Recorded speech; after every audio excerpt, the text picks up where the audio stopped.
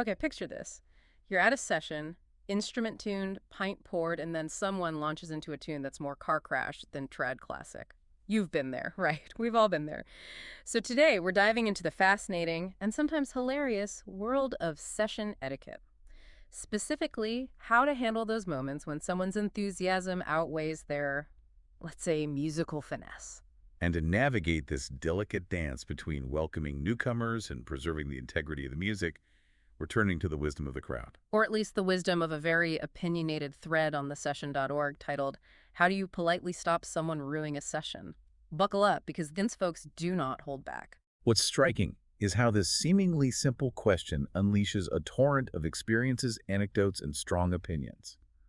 It's like everyone who's ever played in a session has a story about that person, the one who tested the very limits of musical patience. Oh, absolutely. And the stories range from mildly cringeworthy to, well, let's just say, some contributors, like this one who goes by Portnapukai, have witnessed the session etiquette debate get intense, suggesting a deep reverence for the tradition. Like, we're talking about near brawls over Budran technique levels of intensity.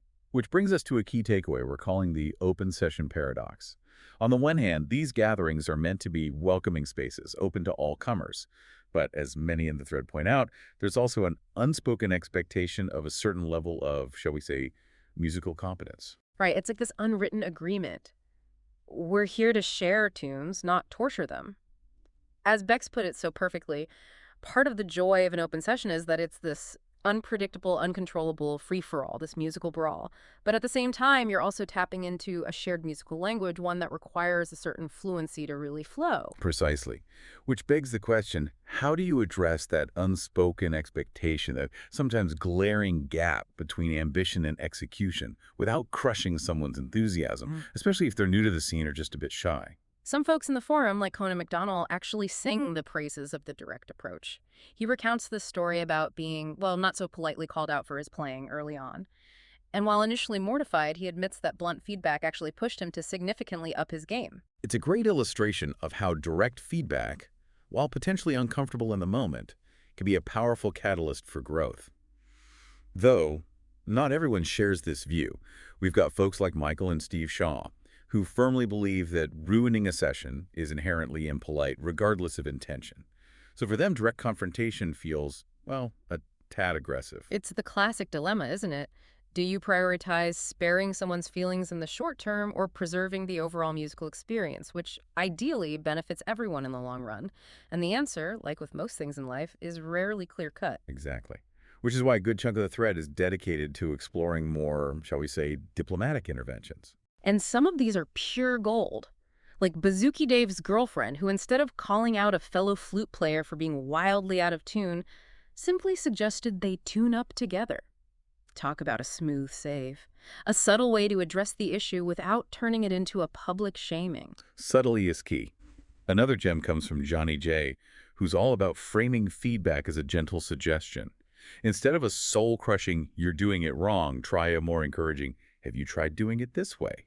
It's amazing how a slight shift in language can completely change the tone. It's all about maintaining that sense of camaraderie, right? Like, hey, we're all here because we love this music. Sometimes a little nudge in the right direction is all it takes. Though, as we'll see, sometimes a nudge isn't enough, and you've got to bring out the big guns because, let's be real, sometimes those subtle hints just like, don't cut it. No. It's like trying to steer a runaway tractor with a teaspoon.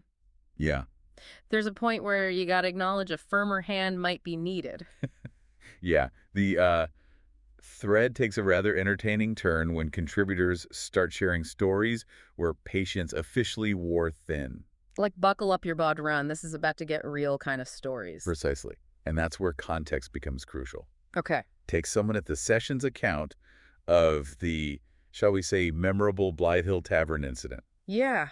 Apparently, things escalated to the point where, let's just say, a certain someone's instrument met an untimely end. Okay, wow. We're not condoning violence against instruments here, but you have to admit that's some next-level session drama. It's an extreme example for sure. Yeah. But as someone at the session points out, sometimes a firm hand, while not always pretty, is the only way to protect the integrity of the session. Right. Not just for the sake of the music, but for the sake of the other musicians and listeners who came for an evening of tunes not a sonic assault. Yeah, it's a tough call, no doubt. It is. Nobody wants to be the session police, but at the same time, nobody wants to suffer in silence while someone steamrolls through every jig with wild abandon. Well said. So finding that balance is key. Yeah.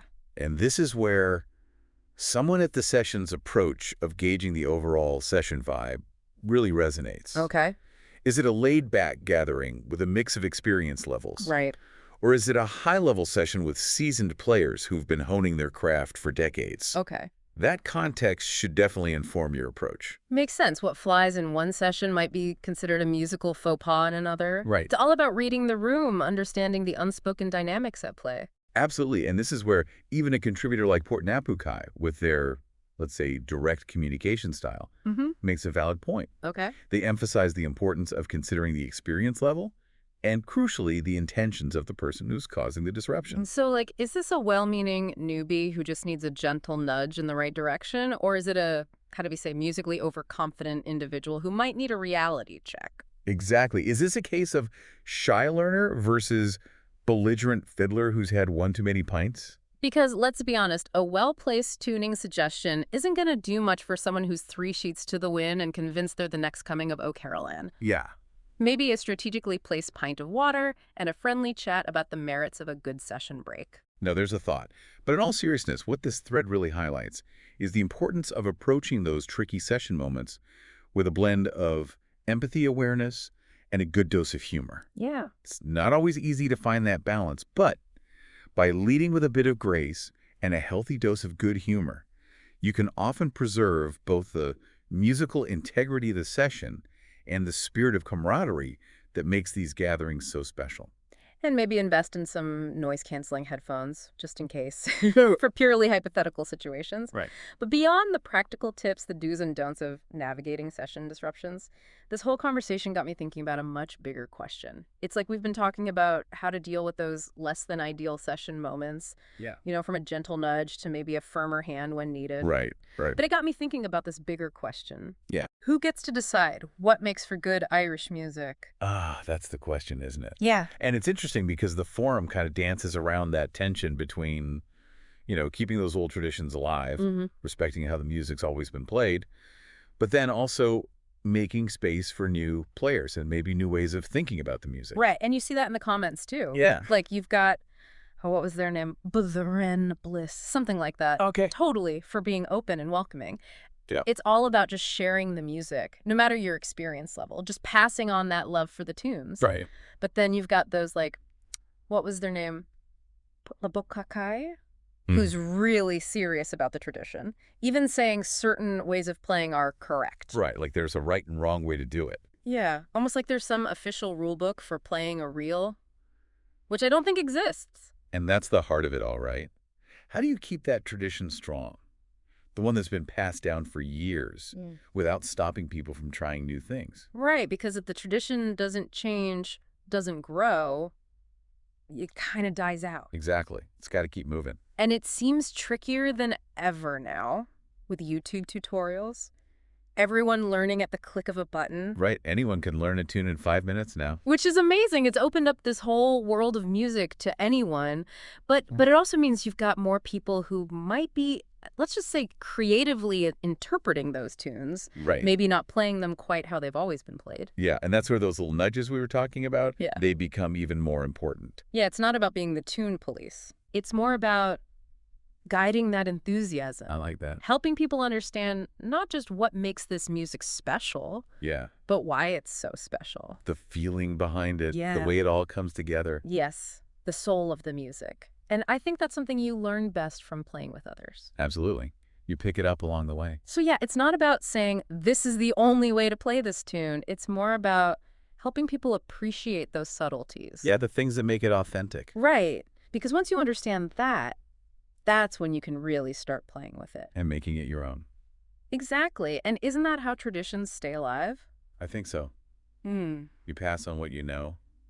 Make room for new ideas. And maybe sometimes the best thing you can do isn't silencing the person who's maybe playing a little too loud or too off-key. Well, I like where you're going with this. Yeah. It's about encouraging the person who's too shy to even join in. Yes. Give them that confidence to sit down and play, even if they're still learning. Because that's how the music grows. Beautifully said. That's Yeah. how you keep a tradition going. You got to let it breathe. Let it evolve. So to everyone listening, next time you're at a session, Yeah. don't be afraid to join in. Yeah. Whether you're a seasoned pro or just starting out. Everyone's there for the same reason, the love of the music. And hey, you never know. You might be surprised by what happens when all those different voices come together. It's the magic of a good session. Couldn't have said it better myself. Well, I think I'm going to go practice my bud run now Sounds like a plan. in a very soundproof room. Probably a good idea. You know, just in case. Until next time. Keep those instruments tuned and those ears open.